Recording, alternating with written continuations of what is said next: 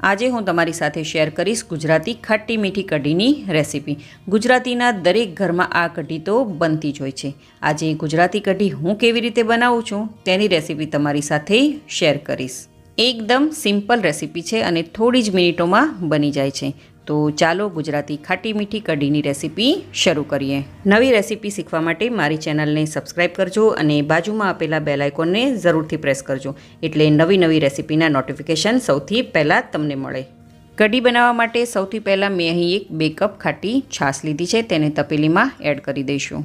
અહીં તમે છાશની જગ્યાએ ખાટા દહીંનો પણ ઉપયોગ કરી શકો છો, પરંતુ એ વાતનું તમારે ખાસ ધ્યાન રાખવાનું કે દહીં અથવા છાશ થોડા ખાટા હોવા જરૂરી છે।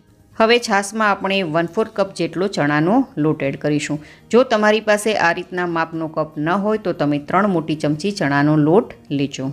સાથે મેં અહીં મીડિયમ તીખા એવા મરચાંના ટુકડા લીધા છે, તે નાખીશું। 1 ઇંચ જેટલા આદુનો ટુકડો પણ એડ કરી દઈશું અને હવે તેને બ્લેન્ડરની મદદથી બ્લેન્ડ કરી લઈશું, તેથી ચણાના લોટની એક પણ ગોઠલી ના રહે અને આદુ તથા લીલા મરચાં છે તે સારી રીતે પીસાઈને મિક્સ થઈ જાય।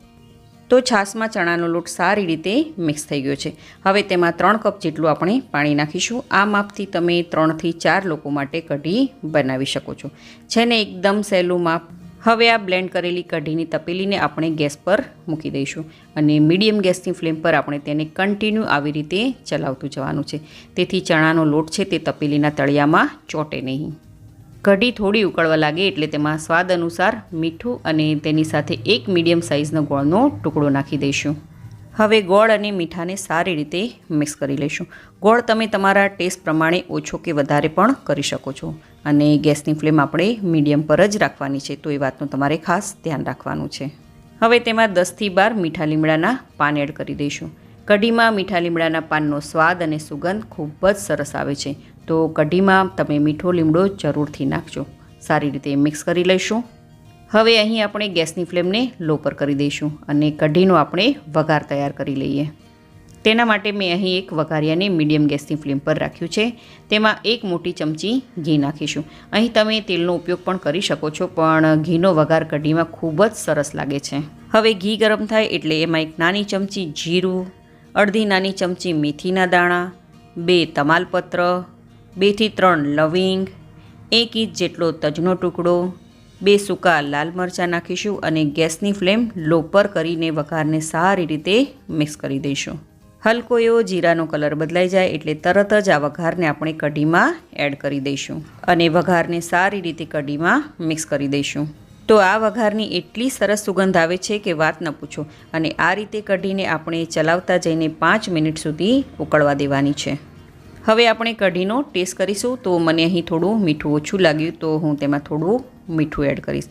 તમે તમારા ટેસ્ટ પ્રમાણે મીઠું, તીખું અને ગળ્યું વધારે કે ઓછું પણ કરી શકો છો। આપણે અહીં આ કઢીની થિકનેસ એટલે કે જાડી આટલી જ રાખવાની છે। જો તમારી કઢી તમને પાતળી લાગે તો તેમાં 1 નાની ચમચી જેટલો ચણાનો લોટ લઈ તેમાં થોડું પાણી નાખી અને મિક્સ કરીને કઢીમાં ઉમેરી દેજો, અને જો તમારી કઢી વધારે ઘાટી થઈ ગઈ હોય તો તેમાં 1 થી 2 ચમચી જેટલું પાણી નાખી દેજો। હવે તેમાં ઝીણી સુધારેલી કોથમીર એડ કરી દઈશું ને કઢીમાં સારી રીતે મિક્સ કરી દઈશું। તો રેડી છે આપણી ગુજરાતી ખાટી મીઠી કઢી। હવે ગેસને કરી લઈએ બંધ અને હવે તેને ગરમ ગરમ આપણે સર્વ કરી લઈએ। ગુજરાતી કઢી ખાટી મીઠી અને ખૂબ જ સ્વાદિષ્ટ હોય છે।